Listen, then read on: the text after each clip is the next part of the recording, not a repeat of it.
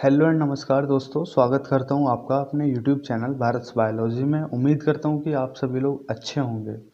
अगर आपको किसी भी टॉपिक के नोट्स चाहिए तो आप मेरे को मेल कर सकते हैं। मेरी मेल आईडी है bharatrana9557@gmail.com या आप मेरे को डायरेक्ट इंस्टाग्राम पर मैसेज कर सकते हैं। मेरी इंस्टा आईडी है भारत ठाकुर 28। चलिए बिना किसी देरी के वीडियो को स्टार्ट करते हैं।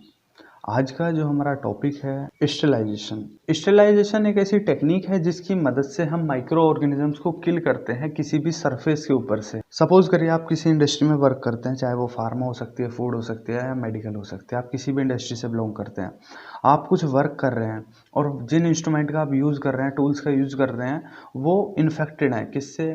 बैक्टीरिया, वायरस या उनके स्पोर से। आपने उनको स्टेलाइज नहीं किया और आपने डायरेक्टली उनसे कुछ भी वर्क कर दिया, तो आपका जो वर्क होगा उसमें कुछ ना कुछ रीडिंग फॉल्स आएगी, इम्प्योरिटीज़ आ जाएंगी, जिसकी वजह से आपको आगे प्रॉब्लम फेस करनी पड़ेगी। तो इसलिए आपको अपने सभी इंस्ट्रूमेंट को, अपने टूल्स को स्टेलाइज करना पड़ता है कुछ भी वर्क करने से पहले।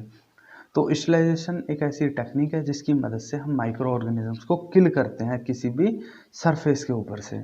चलिए आगे देखते हैं, इम्पोर्टेंस देख लेते हैं स्टेलाइजेशन का मेडिकल फील्ड के अंदर। तो जो हमारा सबसे पहला पॉइंट दे रखा है वो है prevents the growth of disease.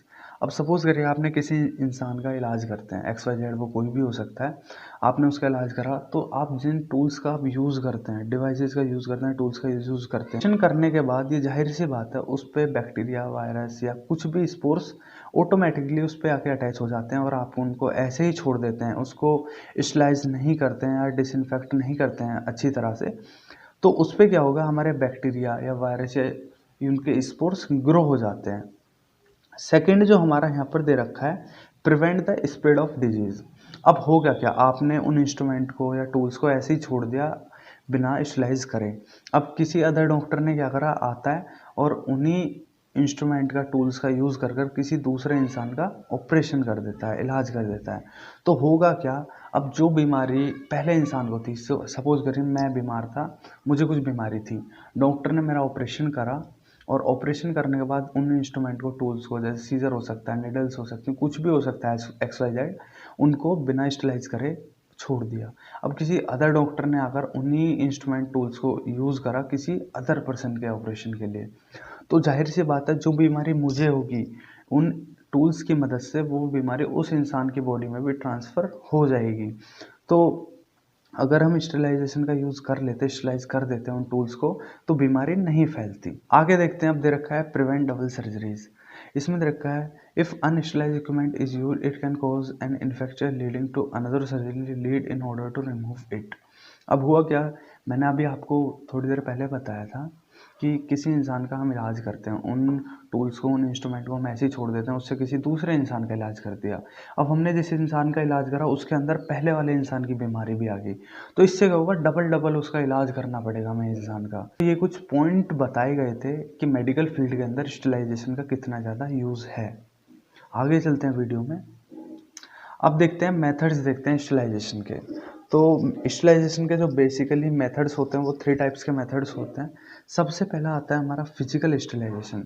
Physical sterilisation के अंदर हमारे 3 टाइप्स होते हैं, ड्राई हीट स्टेलाइजेशन, सेकंड होता है moist heat sterilisation and third होता है sterilisation bye radiation. Chemical sterilisation की बात करें तो ये 2 टाइप्स का होता है, पहला गैसियस स्टेलाइजेशन और सेकंड होता है हमारा स्टेलाइजेशन बाय डिसइंफेक्टेंट। थर्ड जो होता है वो होता है हमारा मैकेनिकल मेथड। चलिए आगे देखते हैं, जो हमारा सबसे पहला मेथड होता है वो होता है फिजिकल मेथड ऑफ स्टेलाइजेशन। तो फिजिकल मेथड 3 टाइप्स का होता है, सबसे पहला dry heat sterilisation, second moist heat sterilisation and third होता है रेडिएशन स्टेलाइजेशन। तो एक एक करके वन बाय वन सभी के बारे में जानते हैं। तो सबसे पहला आता है हमारा ड्राई हीट स्टेलाइजेशन। तो ड्राई हीट स्टेलाइजेशन के लिए जिस इंस्ट्रूमेंट का हम यूज़ करते हैं उसका नाम है ओवन। ओवन जो होता है ये हमारा बिजली से चलने वाला इंस्ट्रूमेंट होता है जो बिजली से हीट प्रोड्यूस करता है, और इसका टेम्परेचर 160 डिग्री तक हम ले जाकर 1 घंटे के लिए अपने किसी भी टूल्स को, इंस्ट्रूमेंट को स्टेलाइज कर सकते हैं इसके अंदर। सपोज करिए सीजर है, निडल्स हैं, जिनका हमें यूज़ करना है किसी ऑपरेशन के लिए या किसी भी चीज़ के लिए, एक्स वाई जेड, स्पून हो सकती है जो हम फूड इंडस्ट्री में यूज़ करते हैं, तो उनको स्टरलाइज करते हैं हम ओवन के अंदर रख देंगे और 160 डिग्री टेम्परेचर पे 1 घंटे के लिए अगर हम उसके अंदर छोड़ देते हैं तो हमारा जो टूल था, इंस्ट्रूमेंट था, कुछ भी था XYZ, उस पर जितने भी माइक्रो ऑर्गेनिज्म प्रेजेंट थे वो सभी किल हो जाएंगे। इसके एडवांटेजेस की बात करें तो it is suitable method for sterilization of substance destroyed by moisture. इसका एक एडवांटेज है, अगर कोई भी आपका इंस्ट्रूमेंट ऐसा है, टूल ऐसा है जो मॉइस्ट हीट को सहन नहीं कर सकता, तो उसको इसके अंदर स्टरलाइज कर लेते हैं जिससे ड्राई हीट मिलती है उसको और माइक्रो ऑर्गेनिज्म किल हो जाते हैं। इसका डिसएडवांटेज जो है उसमें टाइम पीरियड ज़्यादा लगता है स्टरलाइजेशन में और टेम्परेचर भी बहुत ज़्यादा होता है। आगे चलते हैं, जो हमारा सेकेंड टाइप का स्टरलाइजेशन है फिजिकल स्टरलाइजेशन के अंदर, वो होता है ऑटोक्लेव। ये एक ऐसा इंस्ट्रूमेंट होता है जिसमें हम मॉइस्चर के द्वारा माइक्रो ऑर्गेनिजम्स को किल करते हैं। इसका टेम्परेचर 121 डिग्री सेल्सियस तक 15 मिनट के लिए हमें 15 psi टेम्परेचर पे कांस्टेंट करके रखना पड़ता है, जिससे क्या होता है जितने भी हमारे माइक्रो ऑर्गेनिजम्स थे, बैक्टीरिया, वायरस या उनके स्पोर्स, वो सभी टोटली किल हो जाते हैं।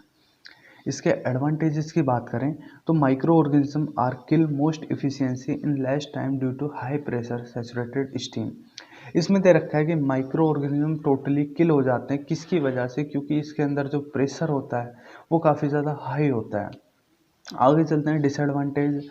डिसएडवांटेज ये है, जो हमारे कुछ सब्सटेंस ऐसे होते हैं जो इतने ज़्यादा हाई टेम्परेचर पर अपनी जो नॉर्मल कंडीशन होती है उस पर सर्वाइव नहीं कर सकते हैं, तो उनको हम किसके अंदर स्टरलाइज कर देते हैं?